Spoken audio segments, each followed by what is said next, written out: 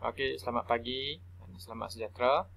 Okey, untuk hari ini kita nak teruskan untuk ulang kaji. Okey, kali ini kita nak buat ulang kaji untuk bab 3 bagi tingkatan 3. Okey, minggu yang lepas kita dah buat untuk tingkatan 2. So, minggu ni kita akan mula masuk buat ulang kaji untuk yang tingkatan 3. Okey, so bab yang ketiga, pengaruh persekitaran fizikal terhadap kepelbagaian tumbuh-tumbuhan semula jadi dan hidupan liar. Okey, sedikit pengenalan keadaan persekitaran fizikal secara keseluruhan ya di dunia, di seluruh dunia.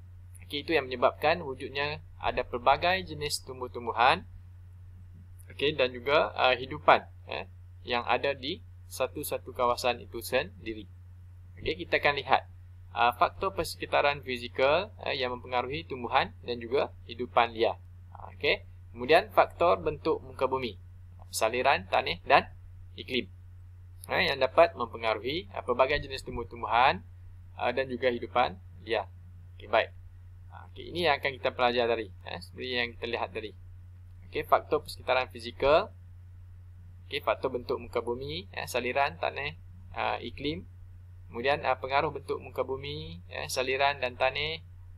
Kemudian pengaruh iklim terhadap jenis tumbuhan semula jadi dan hidupan liar. Okey. Kita dah belajar sebelum ni. Okey, kamu hanya perlu ingat semula, refresh balik apa yang kita dah belajar pada sebelum ini. Okey, baik. So secara sepintas lalu kita akan lihat yang pertama, faktor-faktor persekitaran fizikal ada 4, bentuk muka bumi, saliran, tanah dan iklim. Kemudian yang kedua, faktor yang mempengaruhi kepelbagaian tumbuhan semula jadi dan juga hidupan liar. Okey. Kemudian yang ketiga, pengaruh iklim terhadap jenis tumbuhan semula jadi dan hidupan liar. Okey, apakah jenis iklim bagi sesebuah kawasan tersebut yang akan mempengaruhi sama ada tumbuhan dan juga hidupan liar. Contohnya gurun panas, monsun tropika, laut lentia, Siberia. Okey, kemudian kita lihat pada 3.1, faktor persekitaran fizikal yang mempengaruhi kepada pelbagai jenis tumbuhan semula jadi dan juga hidupan liar. Okey. So yang pertama kita lihat dari segi iklim. Iklim ni kita lihat kombinasi kepada beberapa jenis ataupun beberapa bahagian elemen. Yang pertama, suhu, hujan, angin, tekanan udara, keadaan awan, kelembapan udara, cahaya matahari. Okey, itu semua merujuk kepada iklim. Okey, kemudian bentuk muka bumi merujuk kepada kepelbagaian. Pelbagai jenis ciri-ciri dia. Iaitu ketinggian sesuatu permukaan daratan yang diukur dari aras laut.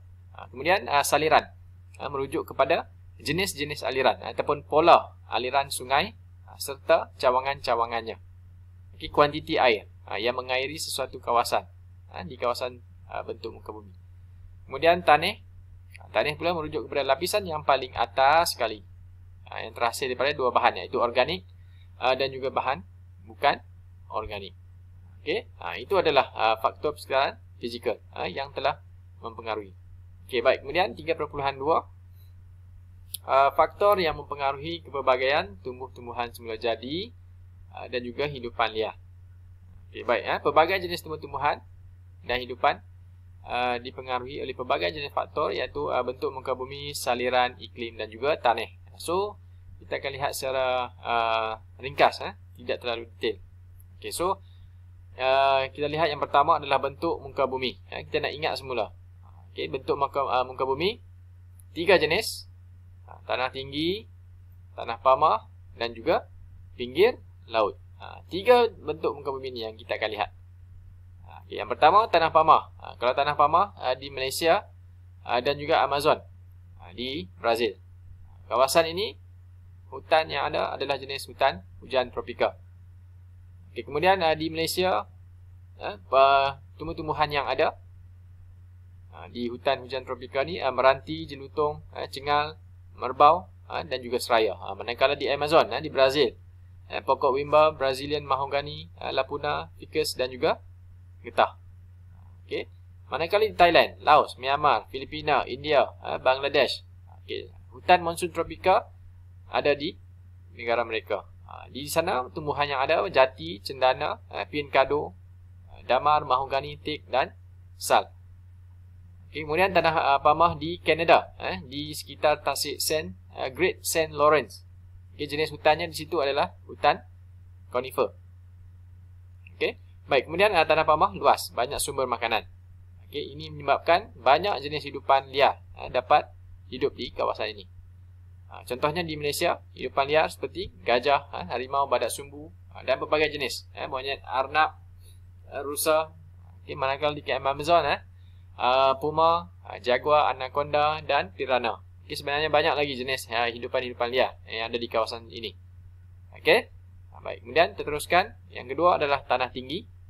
Mengikut kepada Jabatan Ukur Pemetaan, tanah sesebuah kawasan itu dipanggil sebagai kawasan tanah tinggi apabila melebihi 180 meter dari aras laut. Baru kita panggil dia adalah tanah tinggi. Jika kurang daripada 180, itu tidak dipanggil sebagai tanah tinggi. Di kawasan tanah tinggi, tumbuhan juga berbeza mengikut kepada ketinggian dia. Selepas ketinggian melebihi 1200 meter dari aras laut. Kemudian contoh-contoh pokok-pokok bantut. Pokok yang di tanah tinggi ini dia tak tinggi, bantut, rendah dan juga renek. Seperti pokok oak, laurel, palma, paku pakis, lumut dan kulam air. Manakala hidupannya, contoh seperti kambing gurun, tupai, serigala dan ilama. Ini jadual 3.1 perbandingan tumbuh-tumbuhan semula jadi dan hidupan liar antara dua kawasan, iaitu Banjaran Crocker dan juga Banjaran Himalaya. Kamu boleh lihat sendirilah.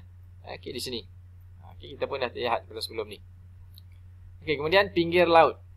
Pinggir laut adalah kawasan seperti pulau, pantai berpasir, pantai berlumpur dan juga paya air masin. Terdiri daripada pelbagai jenis tumbuhan yang kuat. Apa maksud tumbuhan yang kuat? Iaitu tahan kepada tiupan angin. Kawasan pinggir laut ni kawasan yang kita tahu tiupan anginnya lebih kuat berbanding di kawasan darat yang lain. Dan juga kuat dalam arti kata yang lain, iaitu tahan kepada kemasinan air laut.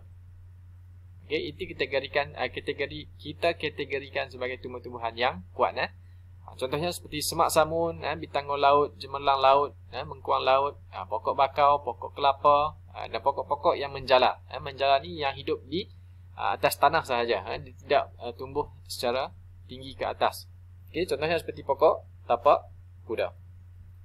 Bagi hidupan liar pula banyak. Antaranya adalah ular, siput, ketam, anjing laut, umang-umang dan sebagainya. Jadual 3.2 ni lokasi. Kedudukan hutan pantai bagi negara-negara yang tertentu lah, yang dipilih sahaja. Antaranya Malaysia, Thailand, Indonesia, Australia dan Amerika Syarikat. So kemudian saliran. Saliran ni sungai dan tasik. Kemudian ada dua jenis saliran, saliran baik dan buruk. Kita lihat yang pertama, saliran yang baik. Merujuk kepada saliran kawasan yang tidak bertakung air. Airnya sentiasa mengalir. Kemudian bentuk muka buminya beralun di kawasan cerun bukit dan juga tanah pamah. Kawasan yang bersaliran baik ini juga merupakan kawasan yang mempunyai tanah yang subur dan banyak tumbuhan. Contohnya seperti hutan tropika, hutan monsun tropika, hutan conifer dan Mediterranean. Manakala bentuk muka bumi yang bersaliran baik ini, ada banyak spesies hidupan liar hidup di kawasan ini. Kerana sumber makanan sangat banyak, kerana tumbuh-tumbuhannya dapat hidup dengan subur di kawasan itu. Ada juga hidupan liar yang bergantung kepada makanan-makanan seperti tumbuh-tumbuhan. So apabila tumbuh-tumbuhan banyak, hidupan liar dapat hidup dengan lebih baik.